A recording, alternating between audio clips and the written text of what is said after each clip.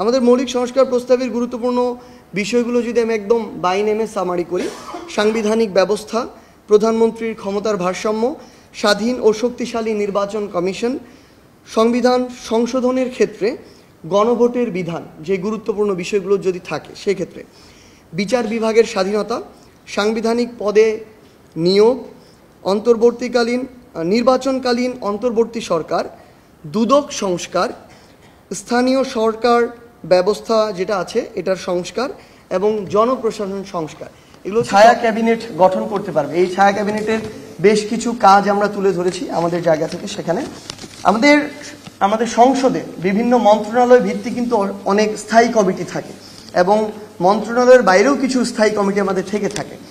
তো সেই জায়গায় বেশ কিছু স্থায়ী কমিটির, যেমন আমরা যদি বলি পিএসসি, পাবলিক অ্যাকাউন্টস কমিটি, পরিকল্পনা রিলেটেড যেটা আমাদের মন্ত্রণালয় রিলেটেড, জনপ্রশাসন মন্ত্রণালয় রিলেটেড এবং স্বরাষ্ট্র মন্ত্রণালয় রিলেটেড, স্পেশালি এই চারটা মন্ত্রণালয় বা সংসদীয় যে আমাদের স্থায়ী কমিটিগুলো থাকে, এই ক্ষেত্রে ওই স্থায়ী কমিটিগুলোর প্রধান বিরোধী দল থেকে হতে হবে এবং অন্যান্য জায়গায়ও যেন এই প্রায়োরিটিটুকু দেয়া হয়।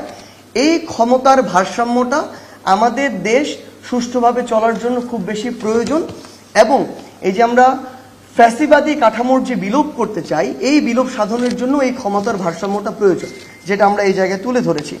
এবং আরেকটি বিষয় যেটি হচ্ছে প্রধানমন্ত্রীর বিরুদ্ধে অনাস্থা ভোট দেয়া যাবে, এই বিষয়টি আমরা আজকে এই জায়গায় তুলে ধরেছি।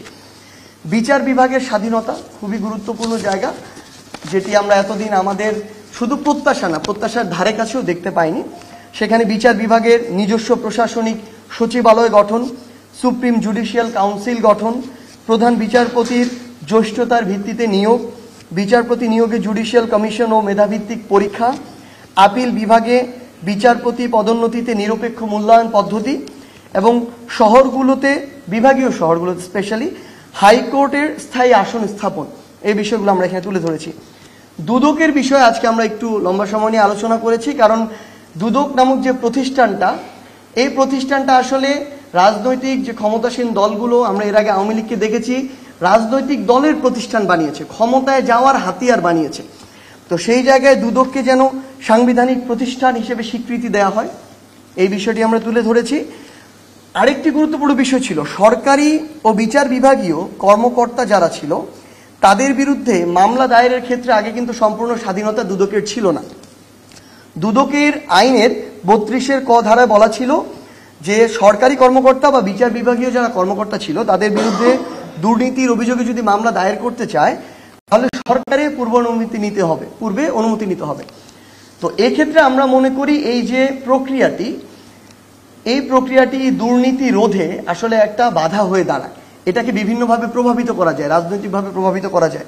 তাই আমরা আমাদের পার্টির পক্ষ থেকে স্পষ্ট অবস্থান জানিয়েছি, এই দুদকের 32-এর ক ধারাটি বাতিল করতে হবে। সাংবিধানিক যে ব্যবস্থা, এখানে আমরা একটা আমাদের জায়গা থেকে যে বিষয়টি তুলে ধরেছি এবং জোর দেওয়ার চেষ্টা করেছি, জাতীয় সাংবিধানিক কাউন্সিল গঠন, ন্যাশনাল কনস্টিটিউশনাল কাউন্সিল, সংক্ষেপে এনসিসি। আমরা বিগত সময়গুলোতে দেখে এসেছি যে নির্বাহী বিভাগ তার জায়গায় একচ্ছত্র পুরো রাষ্ট্র পরিচালনার আধিপত্য ছিল এবং অন্যান্য যে বিভাগগুলো সেগুলোর উপরে একচ্ছত্র আধিপত্য বিস্তার করত। সেই জায়গায় এই জাতীয় সাংবিধানিক কাউন্সিল নির্বাহী বিভাগকে জবাবদিহিতায় রাখার একটা কাজ করবে এবং সাংবিধানিক যে পদ, এই পদগুলোতে নিয়োগদানের কাজটি করবে। আমরা এই জায়গায় দ্বিকক্ষ বিশিষ্ট আইনসভার কথা বলেছি, যেখানে আমাদের যে নিম্নকক্ষ সেটি হবে আমাদের আসন ভিত্তিক এবং আমাদের যে উচ্চকক্ষ সেটি হবে ভোটের আনুপাতিক হারের ভিত্তিতে। আমরা উচ্চকক্ষের যে কাজ, এই কাজগুলো আমাদের জায়গা থেকে তুলে ধরেছি, যেমন সংবিধান সংশোধনে 2/3 সংখ্যাগরিষ্ঠ ভোটে এখানে পাশ হতে হবে। নিম্নকক্ষে যে উত্থাপিত বিলগুলো থাকবে সেগুলো এখানে পর্যালোচনা হবে, সুপারিশ হবে। আন্তর্জাতিক চুক্তির ক্ষেত্রে এই উচ্চকক্ষের একটি অনুমোদন লাগবে এবং সরকারি যে সংস্থাগুলো, এই সংস্থাগুলোর কার্যক্রম এই উচ্চকক্ষ মনিটরিং করবে।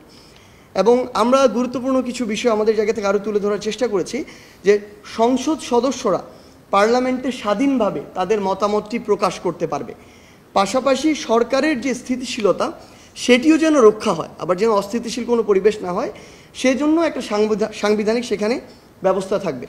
আমরা আগেও জানিয়েছি, আজকেও এটি পুনরাবৃত্তি করেছি যে ভোটারদের বয়স যেন 16 করা হয় এবং প্রার্থীর বয়স নির্বাচনে অংশগ্রহণের ক্ষেত্রে যেন 23 করা হয়।